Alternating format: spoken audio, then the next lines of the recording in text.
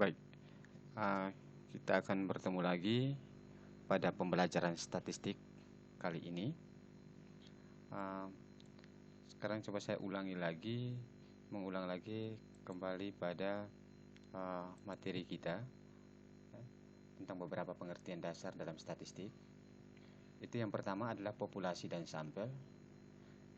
Populasi merupakan seluruh objek yang akan diteliti. Jadi sekali lagi seluruh objek yang akan diteliti. Jadi objek itu masih bersifat relatif, tergantung data atau objek mana yang mau kita ambil. Misalkan saya ambil contoh populasi adalah seluruh siswa SMA Negeri 1 Nubatukan. Nah, kalau sampel itu merupakan sebagian populasi yang benar-benar diamati. Artinya sampel ini adalah sebagian dari populasi. Contohnya misalkan tadi kalau seluruh siswa SMA Negeri 1 Nubatukan berarti sampelnya adalah siswa kelas 12 IPS 3. Jadi sampel itu adalah sebagian dari populasi.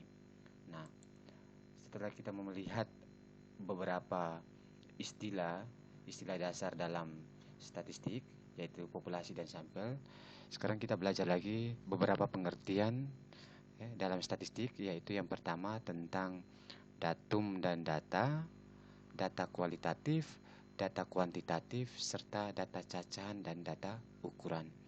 Kita lihat yang paling pertama adalah pengertian tentang datum dan data. Datum itu adalah catatan keterangan atau informasi yang diperoleh dari sebuah penelitian. Contohnya datum itu dapat berbentuk bilangan, lambang, sifat atau keadaan dari objek yang sedang diteliti. Jadi ini atau sederhananya bahwa datum itu merupakan sebuah informasi. Misalkan saya ambil contoh, ada petugas dari Dinas Kependudukan turun ke lapangan, turun masuk ke keluarga kita untuk mengambil sebuah informasi. Mereka tanya, berapa anggota keluarga di dalam rumah sini. Itu merupakan datum, keterangan atau informasi yang diperoleh. Setelah seluruhnya dicatat sesuai format yang petugas bawakan, itu baru namanya data. Jadi data itu adalah datum-datum yang telah terkumpul atau kumpulan dari datum-datum. Jadi harus kita bedakan antara datum dan data. Saya ingatkan sekali lagi kata kuncinya, datum itu merupakan keterangan atau informasi yang diperoleh, sedangkan data adalah kumpulan dari datum-datum, kumpulan dari informasi.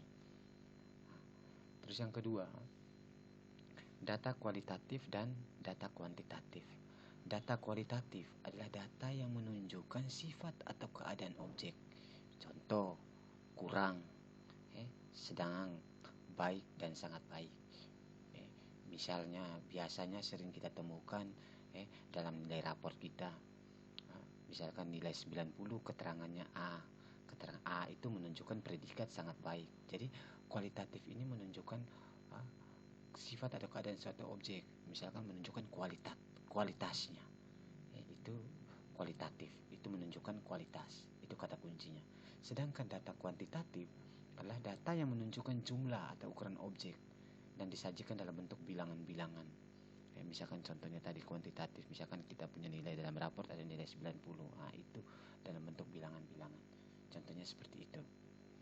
Nah, setelah kita belajar, jadi saya ulangi sekali lagi, ingat kata kuncinya, data kualitatif itu artinya bersifat kualitas. Sedangkan data kuantitatif berarti kita pelajari soal jumlah. Nah, yang berikut, data cacahan dan data ukuran. Ditinjau dari cara memperolehnya, data kuantitatif dapat dibedakan menjadi dua macam, yaitu data cacahan dan data ukuran. Data cacahan itu adalah data yang diperoleh dengan cara mencaca, membilang, atau menghitung banyaknya objek. Contohnya, saya ambil contoh. Misalkan dalam penelitian kita mau ambil dari kelas 12 IPS, kelas 12 program IPS. Saya ulangi sekali lagi, misalkan data yang kita ambil adalah kelas 12 program IPS.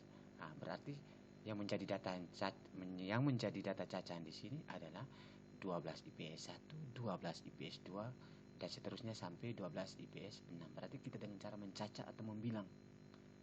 Nah, atau misalkan saya ambil contoh, misalkan kita membuat penelitian di mencatat hasil panen padi contohnya. Berarti hasil panen padi ini kan berada di sawah. Berarti kan di sawah terdapat ada beberapa petak sawah. Nah, misalkan di salah satu sawah terdapat 4 petak sawah, maka petak satu, petak sawah yang pertama, petak sawah yang kedua, petak sawah yang ketiga, dan petak sawah yang keempat. Nah, ini yang dinamanya adalah data cacahan. Sedangkan data ukuran adalah data yang diperoleh dengan cara mengukur besaran objek. Misalkan, nah, tadi kita sudah ambil contoh pada misalkan data cacahan tadi petak sawah 1, petak sawah yang kedua, dan seterusnya sampai pada petak sawah yang keempat. Nah, petak sawah yang pertama menghasilkan misalkan 2000 kg padi. Nah, ini yang disebut sebagai data ukuran. Kita mengukur ukuran suatu objek. Jadi kita harus bedakan antara data cacahan dengan data ukuran. Data cacahan itu adalah membilang atau menghitung banyaknya objek, sedangkan data ukuran itu adalah kita mengukur besaran objek. Nah, yang berikut, dari beberapa istilah dasar, selain dari populasi dan sampel, beberapa pengertian dari statistik tadi tentang data cacahan. Nah, sekarang kita masuk pada statistik dan statistik. Statistika adalah sebuah cabang ilmu.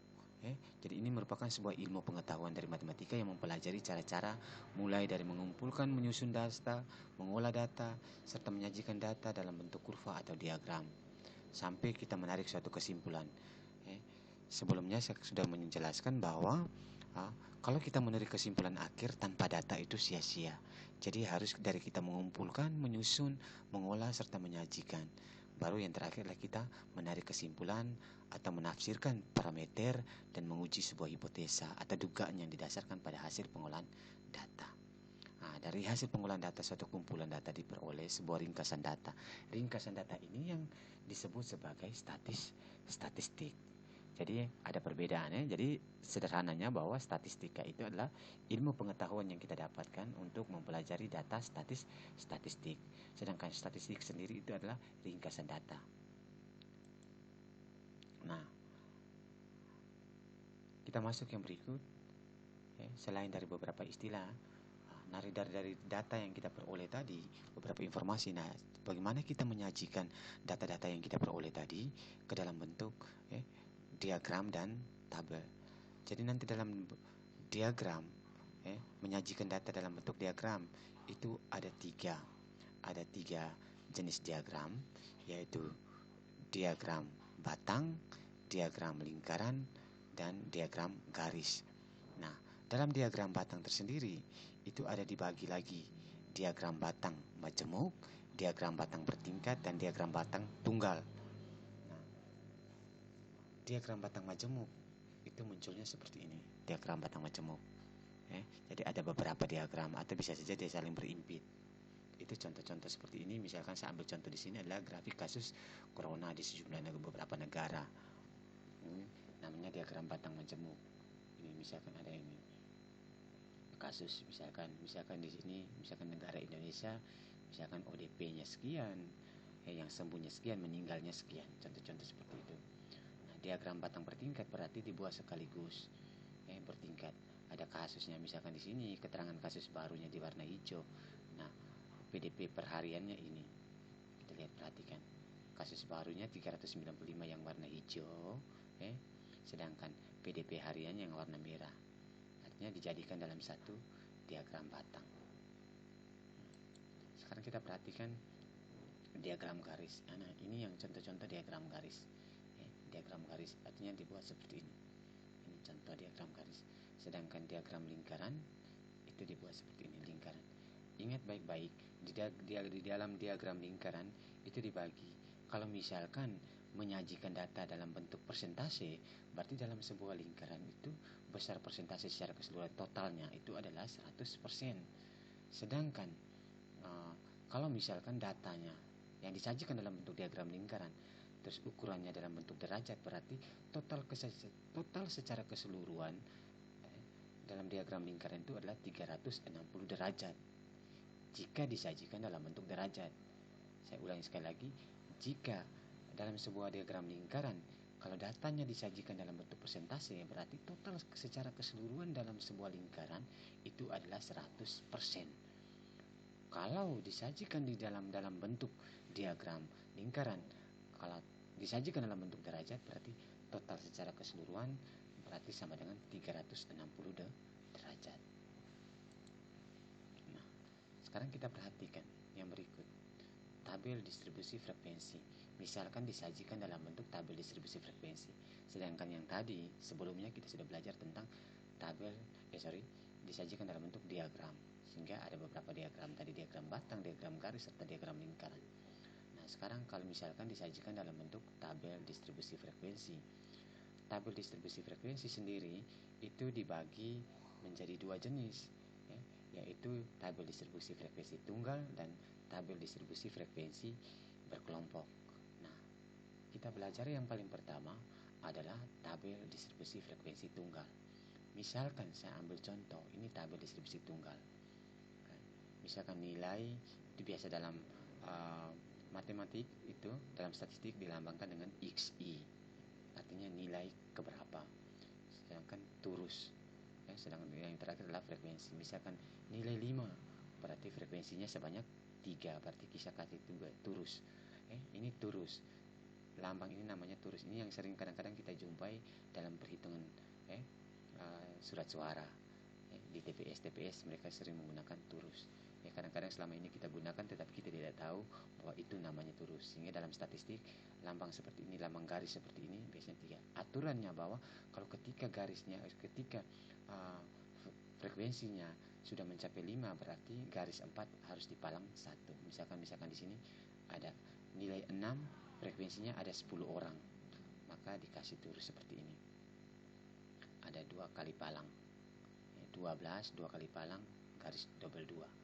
Ini yang namanya aturan turus. Ini yang namanya tabel distribusi frekuensi tunggal. Contoh. Nah, yang berikut, tabel distribusi frekuensi kelompok. Tabel distribusi frekuensi kelompok. Nah, ini model-model seperti ini. Ini yang artinya bahwa kita distribusikan data-data itu dalam bentuk kelompok. Saya ulangi sekali lagi. Jadi tabel distribusi frekuensi kelompok itu artinya bahwa data-data yang kita sajikan itu didistribusikan dalam bentuk kelompok.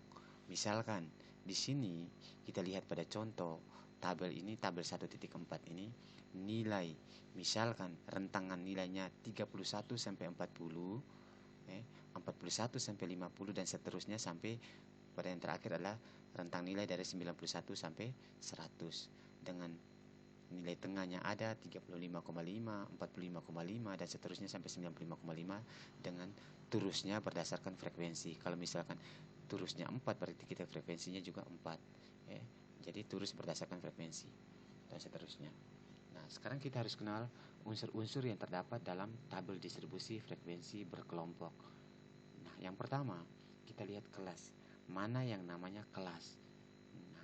Data pada tabel 1.4 dikelompokkan menjadi 7 kelas. 7 kelas yaitu yang kita perhatikan.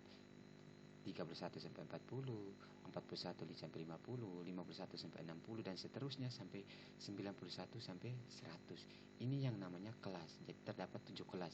1, 2, 3, 4, 5, 6, 7. Jadi ini yang namanya kelas.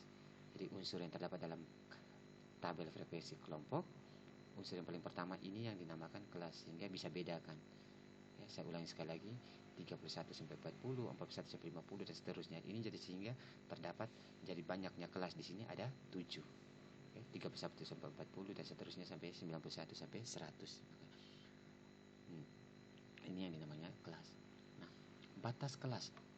Nah, batas kelas itu adalah nilai-nilai ujung yang terdapat pada sebuah kelas. Nilai ujung bawah suatu kelas disebut batas bawah kelas dan nilai ujung atas kelas disebut sebagai batas atas kelas. Nah, jadi misalkan saya ambil contoh kelas pertama. Pada kelas pertama yaitu 31 sampai 40. Maka batas bawahnya sama dengan 31, batas atasnya sama dengan 40. Nah, saya ambil contoh lagi. Misalkan batas bawah untuk kelas keempat, berarti kita lihat kelas pertama, kelas kedua, kelas ketiga, kelas keempat. Berarti batas bawahnya sama dengan 61 dan batas atasnya sama dengan 70. Dan seterusnya. Misalkan saya ambil contoh yang lain, batas atas dan batas bawah untuk kelas yang terakhir. Berarti kelas yang terakhir di sini adalah 91 sampai 100. Berarti batas bawahnya 91 dan batas atasnya sama dengan 100. Yang berikut tepi bawah, tepi kelas. Tepi kelas di sini dibagi lagi menjadi dua jenis, yaitu tepi bawah dan tepi atas. Nah, tepi bawah itu didapat dari batas bawah dikurangi 0,5, sedangkan tepi atasnya adalah batas atas ditambah dengan 0,5.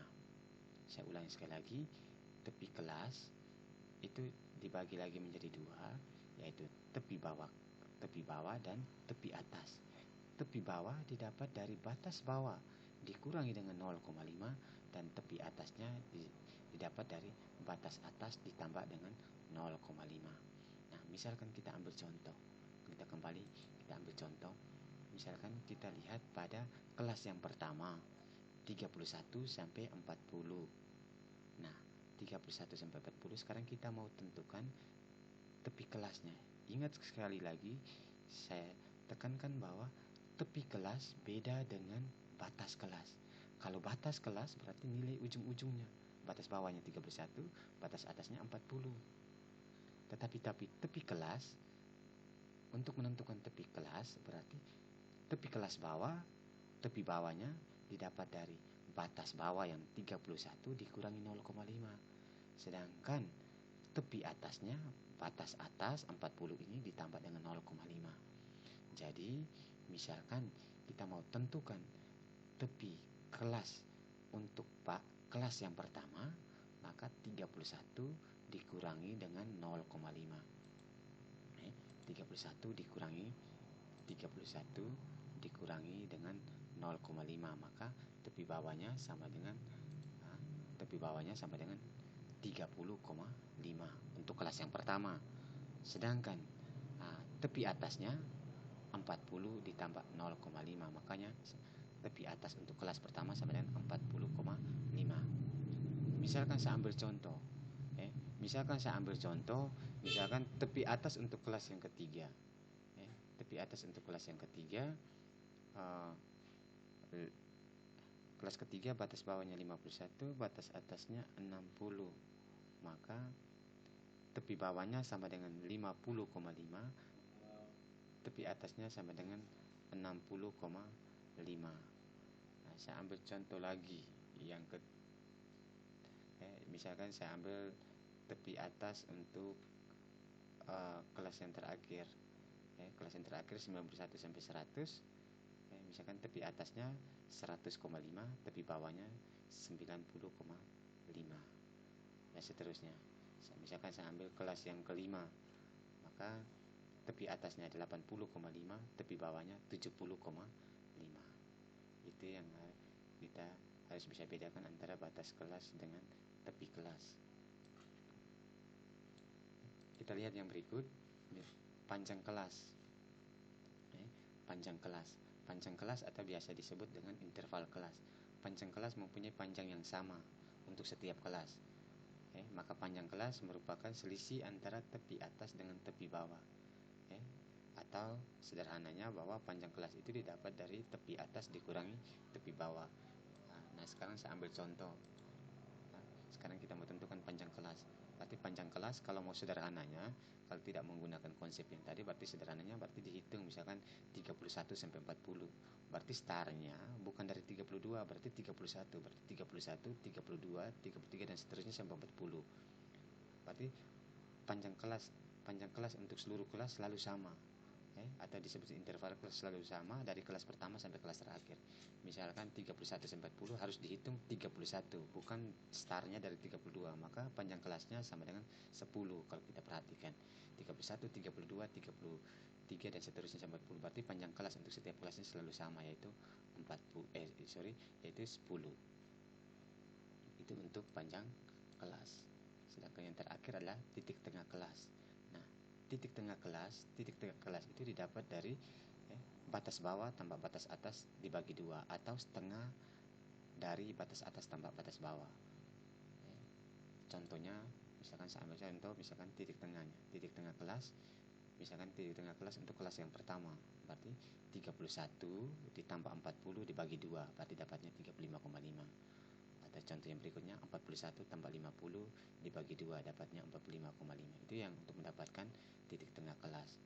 Atau sederhananya, untuk mempermudah kalian, kalau misalkan kita keluar konsep yang tadi, maka cukup kita menghitung titik tengah kelas yang pertama. Misalkan 31 tambah 40 dibagi 2, berarti kita sudah mendapatkan 35,5. Berarti untuk titik tengah kelas kedua dan seterusnya, berarti caranya yang paling mudah adalah setelah kita mendapatkan titik tengah kelas yang pertama 35,5, kita jumlahkan saja, kita jumlah berdasarkan panjang kelasnya. Nah, ternyata sebelumnya kita sudah tahu bahwa panjang kelasnya itu adalah 10. Jarak dari interval dari 31 sampai 40 itu sama dengan 10. Berarti tinggal 35,5 tambah 10 tambah 10 tambah 10 dan seterusnya. Itu untuk mempermudah. Kalau misalkan cara untuk mempermudah untuk mendapatkan titik tengah kelas. Jadi kita gunakan konsep 31 tambah 40 dibagi 2 untuk kelas yang pertama saja, untuk mendapatkan titik tengah untuk kelas yang pertama. Sedang untuk mempermudah untuk kelas kedua dan seterusnya, tinggal ditambah berdasarkan panjang kelas. Misalkan 35,5 tambah 10 berarti 45,5, tambah 10 55,5 dan seterusnya sampai tambah 10 sampai pada kelas yang terakhir. Jadi cukup ini saja pertemuan kita kali ini, sehingga bisa bermanfaat buat kalian semua.